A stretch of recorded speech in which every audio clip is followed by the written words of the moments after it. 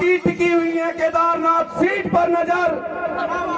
सामने तुम्हारे भी हैं बहुत से विकल्प कि तुम लो मेरे साथ ये संकल्प कि तुम रखोगे मनोज रावत का ध्यान, क्योंकि तुम जानते हो उन्हें नहीं है स्वयं पर अभिमान।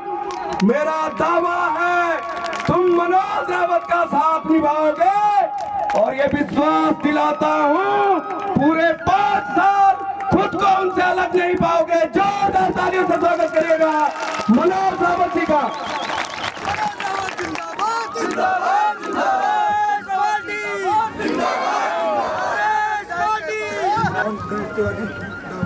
धन्यवाद।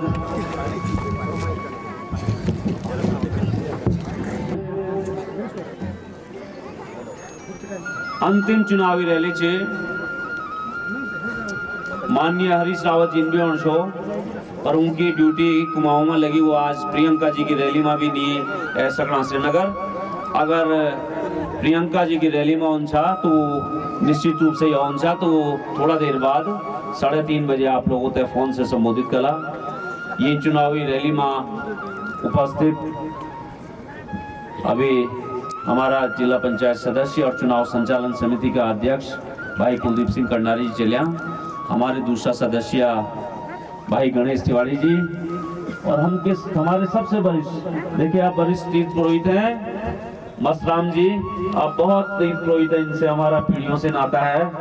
हमारे भाई लक्ष्मी नारायण जुगरान जी हमारे अग्रज हैं, हमारे चाचा श्रीमान आनंद सिंह रावत जी, ब्लॉक अध्यक्ष अगस्त मुनि हरीश गुसाई जी और हमारे भाई विनोद जी जो पूर्व ब्लॉक प्रमुख हैं, भाई हमारे बड़े भाई डॉक्टर योगंबर सिंह नेगी जी, विजय चमोली जी, महावीर सिंह नेगी जी, आप भूतपूर्व सैनिक प्रकोष्ठ के हैं और हमारे बहुत ही आदरणीय हमारे रिटायर्ड गुरु जी हमारे प्रिंसिपल साहब रघुवीर सिंह पुष्पाण जी, हमारे प्रधान जी अमृतपुर के प्रधान जी, हमारे रूढ़िया जी जो सेवा दल के जिला अध्यक्ष जी हैं और हमारे भाई साहब जी, हमारे चौहान जी और हमारे साथ बहुत महिला नेत्री आई हैं जिनमें जिला पंचायत की पूर्व सदस्य देवेश्वरी जी, दीपा जी और हमारी सुलोचना दी, मैडम रोथान जी, हमारी बहन पुष्पान जी जो नगर पंचायत की उकीमठ की अध्यक्ष रही हैं, हमारी रजनी रावत जी, हमारी आंटी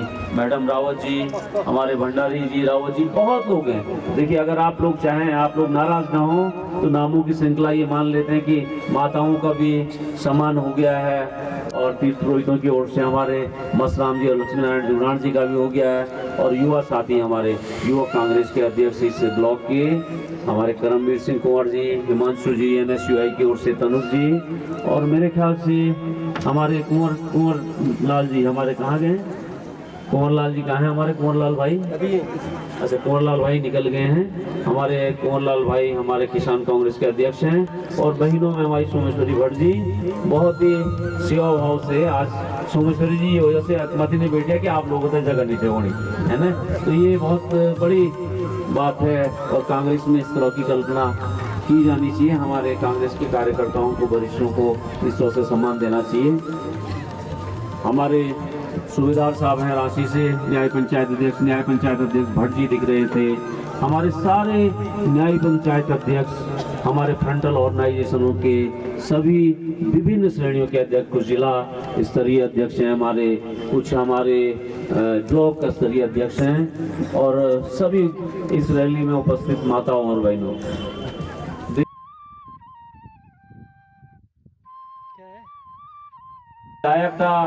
मुद्दे बहुत थे लेकिन यहाँ जो भी साथी चाहे अतिथि अध्यापक हो, चाहे PTI हो जिन्होंने हमारा डिप्लोमा या डिप्लोमा फार्मासिस्ट हो या नर्सेज हो, न केवल मैंने बात चल रही थी कि नंदा गौराधन योजना में इनको झुकने के लिए मजबूर कराया, प्रदेश की जो अंतिम विधानसभा का सत्र हुआ मजबूरी में 95 करोड़ रुपए इस प्रदेश की सरकार को जो बची हुई बच्चियां, जिसमें न केवल मेरी केदारनाथ विधानसभा की बच्चियां थी बल्कि पूरे प्रदेश की 38,000 बच्चियां थी, उनके लिए भारतीय जनता पार्टी की सरकार को मजबूरी में 95 करोड़ रिलीज करना पड़ा।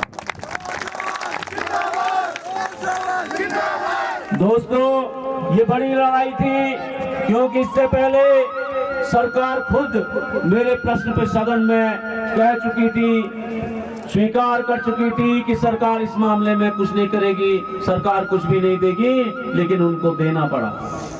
एक यही मामला नहीं दोस्तों, आपको याद होगा कि नर्सिंग भर्ती के लिए इन्होंने ऐसी शर्तें रख ली थी, सेवा नियमावली ऐसी बना ली थी कि 25 बेड के अस्पताल में कम से कम 1 साल के लिए या 2 साल के लिए, क्या मुझे याद नहीं है, कम से कम 2 साल की सेवा होनी चाहिए थी। 25 बेड का अस्पताल तो रुद्रप्रयाग जिले में कोई है ही नहीं। तो हमारे हजारों बच्चियां जो नर्सिंग पास बीएससी नर्सिंग कर चुकी हैं, एएनएम जीएनएम कर चुकी हैं, वो अप्लाई भी नहीं कर पा रही थी। हमने आवाज उठाई, सरकार को घुटनों के बल रेंगना पड़ा और पूरी सेवा नियमावली बदलनी पड़ी, लेकिन नक्कारी सरकार अभी तक भर्ती नहीं करा पाई है। आज 5 साल हो गए हैं, प्रदेश सरकार ने पीसीएस का एक एग्जाम नहीं करा सकी है। ऐसी नकारा सरकार जो 5 साल में अपने लोक सेवा आयोग की परीक्षा नहीं करा सकती है और सपने उन बच्चों के जो एसडीएम बनना चाहते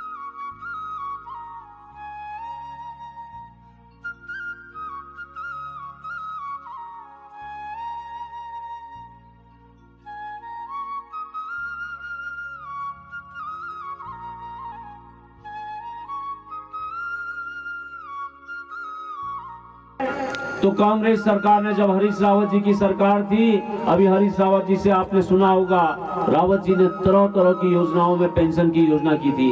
अभी रावत जी कह रहे थे हमारी बहनें मांगल गीत गाती हैं, तो रावत जी ने हमारे आग्रह पे हमने इस बार 19 स्थानों पर मांगल गीत का कार्यक्रम कराया। हमारे आग्रह पर हरीश रावत जी ने आज अभी आपके सामने घोषणा करी है, मांगल गाने वाली महिलाओं को भी पेंशन मिलेगी। रावत जी ने उन दोनों वृद्ध पुरुषों और माताओं को भी पेंशन दी जो 60 साल से ऊपर थे।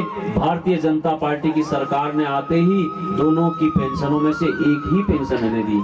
अभी आपने रावत जी का वादा सुना होगा कि कांग्रेस की सरकार अगर आएगी तो वृद्ध पुरुष को अलग वृद्धावस्था पेंशन मिल रही होगी और माता भी 60 साल की हो गई होगी, तो दोनों को, पुरुष और स्त्री दोनों को, पति और पत्नी दोनों को फिर से पेंशन दी जाएगी।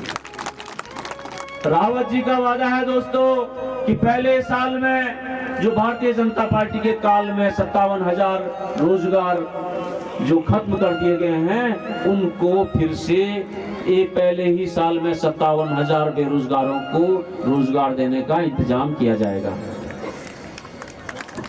दोस्तों, चुनाव विकट है। भारतीय जनता पार्टी ने उन कैंडिडेट को उठाया है साहब, आप तो जानते हैं साहब, जिन्होंने आपदा में कुछ भी नहीं सोचा। अभी तो मैंने सुना था कि अभी एक दिन पहले किसी बच्चे ने फेसबुक पर लिखा था कि मुझसे 50,000 रुपये लिए थे नौकरी लगाने की और अभी तक मेरी नौकरी नहीं लगी। आप महाराज और जुगरान जी, आप सब जानते हैं ये इलाका हमारा तीर्थ पुरोहित और ब्राह्मणों से लेकर के घोड़ा खच्चर डोली पालकी वाला है। अरे उन्होंने न तो घोड़ा छोड़ा, न खच्चर छोड़ा, न दुकान छोड़ी, न डोली छोड़ी, न पालकी छोड़ी, न आदमी छोड़ा। अरे उन्होंने तो एक बाबा से निवेदन तीर्थ पुरोहितों ने करा था कि ये आपदाग्रस्त क्षेत्र, यहाँ के लोगों की मदद करिए। बाबा ने जो पैसा दिया उसमें भी कमीशन खाया।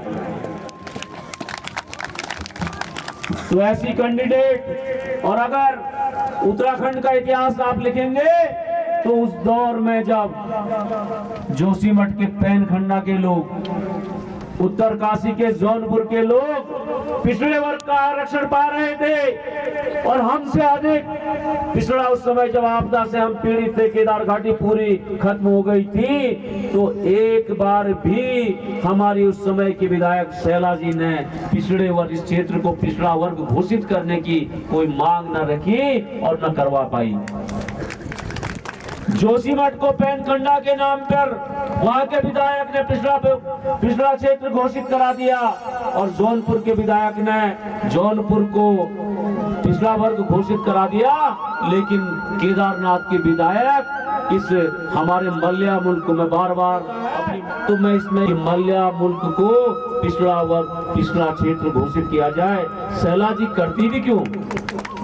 देखिए शैला जी ने तो वो तो हमारे बीच राज करने के लिए आई थी, राज किया और चले गई। अब आजकल आंसू बहा रही हैं, आजकल आंसू बहा रही है कि अंतिम लकड़ी दे दिया।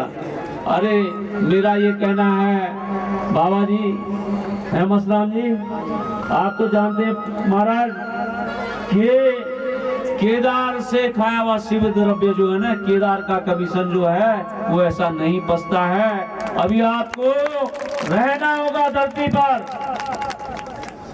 इस केदार घाटी के लोगों का जो उत्पीड़न आपने किया है, जो खत तब से कमीशन खाया है या नोट खाएंगे करने के लिए मजबूर हुआ और आत्महत्या आपने सुसाइड नोट में जो उसने लिखा किसको जिम्मेदार बताया आप सब जानते हैं। लेकिन बुरा दिन ये हुए गया। अब तो कुछ चचेरो भाई भारतीय जनता पार्टी अध्यक्ष जेपी नड्डा अभी परसों 3 दिन पहले जब अगस्त मुनि में आए तो ऐसे मंच पर मेरे ही तरह भारतीय जनता पार्टी के अध्यक्ष ने आरोप लगाया कि केदारनाथ आपदा के बाद कांग्रेसियों ने मलाई खाए। अरे वो कांग्रेसी तो उनके बगल पर बैठी महारानी थी जिन्होंने मलाई खाई थी, या वो महाराजा विजय भोगड़ा जी जो उस समय कहते थे कि 15 साल तक केदारनाथ फिर से नहीं बसेगा, जो भारतीय जनता पार्टी में चले गए हैं। तो जेपी नड्डा जी ने तो सर्टिफिकेट भी दे दिया साहब, ऐसा उन्हीं के पार्टी के राष्ट्रीय। लेकिन बाबा की धरती में बाबा 5 साल पहले हमने अंतिम रैली की थी। इस बार कोरोना की मार है, हम कोरोना से कुछ भी नहीं कर पा रहे हैं। आज हमने जो रैली अचानक आप लोगों के उत्साह के कारण अगस्त मुनि में हुई, उसे भी चुनाव आयोग निश्चित ही नोटिस में लेगा। पर चिंता मत करिएगा, हम किसी मुकदमों से नहीं डरते हैं। अगर हो भी जाएंगे तो कोई बात नहीं, ये आपका प्रेम है, ये आपका उत्साह है। हम कानून का पालन करते हैं, हम चाहते हैं कि हम कानून का पालन करें। लेकिन अगर कानून आप लोगों का उत्साह था तो हम भी मना नहीं कर पाए। एक बहुत ही अच्छी रैली अगस्त मुनि में आप लोगों ने निकाली और आज अंतिम रूप में आप यहाँ पर मुझे सुनने के लिए आए हैं। हरीश रावत जी भी आपको संबोधित करेंगे। देखिए आप लोगों का प्यार और आशीर्वाद से और भगवान हमारे आराध्य बाबा केदारनाथ जी की कृपा से हम विधानसभा में विपक्ष का विधायक का रूप में गया और मैं आप लोगों को भरोसा देता हूं, ये आपने जो प्यार और विश्वास मुझे दिया, मैंने विधानसभा के भीतर एक ऐसी विधानसभा बनी थी।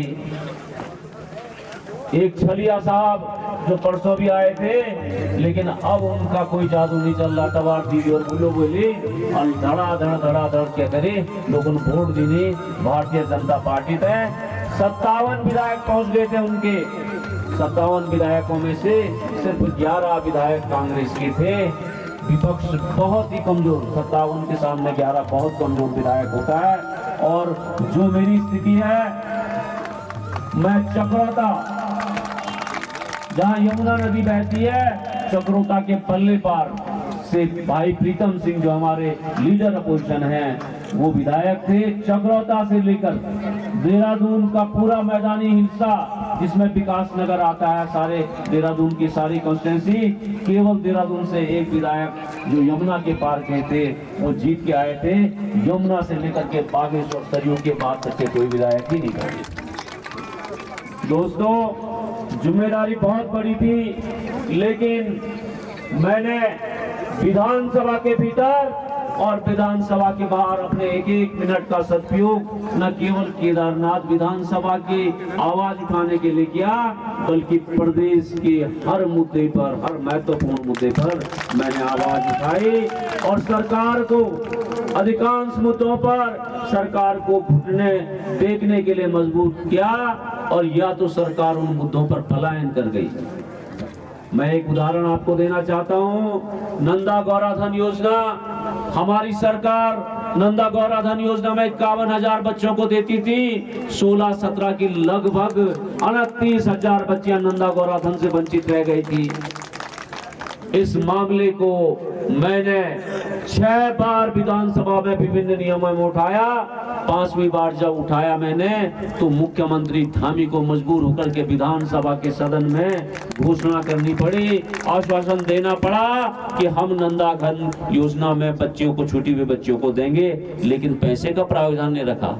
ये तो संजोग था, या हम कहें कि हम सब, एक मिनट है, मुझे लग रहा रावत जी आ रहे हैं मोबाइल